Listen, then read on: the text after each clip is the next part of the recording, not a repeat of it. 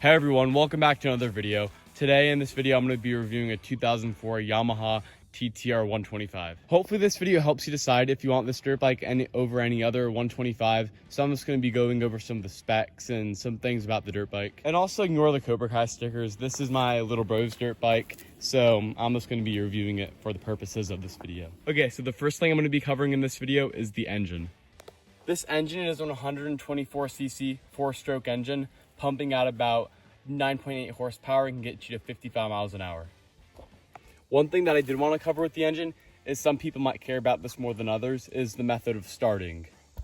So on this bike, it has an electric start and then it has a kickstart. Most bikes only have kickstart. If you're a beginner rider, I'd recommend getting one with electric start too. I like this bike because it has both. Usually you can find the starting method by looking at the photos.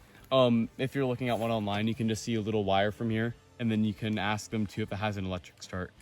And also too, if you want to look more, you should see a little electric motor right here.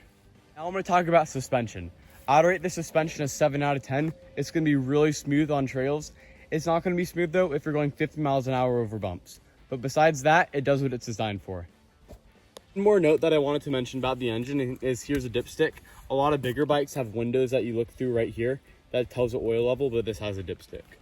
Now on to brakes. So right here, you push down to use the brake.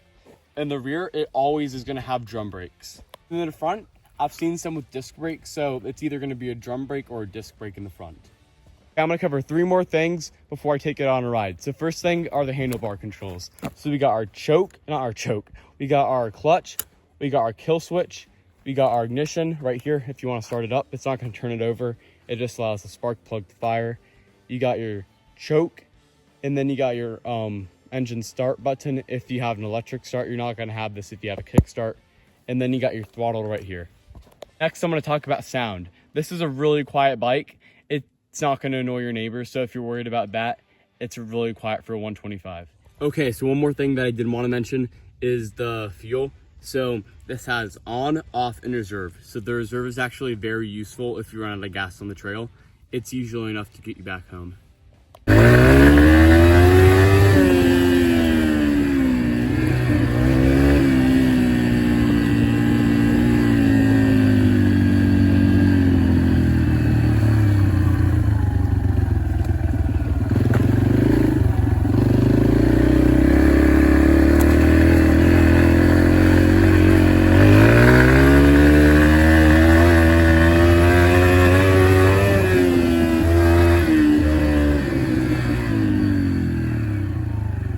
Okay, as you can see by the video, this thing rips for a 125. I was only in second gear the whole time. I know the video makes it look slow, but in reality, it's a heck of a lot faster.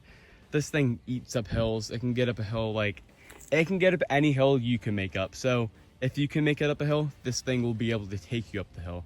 This thing has plenty of power. If you're a beginner and you're like, oh, I want more power, this thing has plenty of power for any beginner out there. Okay, so now to just wrap up the video. This thing is reliable. This thing can take a beating. This thing lasts forever. Low maintenance, fast machine. Perfect for any beginner. It's a bike I would recommend. One more thing I wanted to go over. Right here, you got your shifter. It's a 5-speed. You push down to go down a gear, up to go up a gear. If any of you guys enjoyed this video at all, please consider liking or subscribing. It would mean a lot. A lot of work went into this video. So if you did like it, like the video, or you can subscribe or none, really your choice. But yeah, this is my review on a 2004 Yamaha ttr 125. So yeah, have a good day.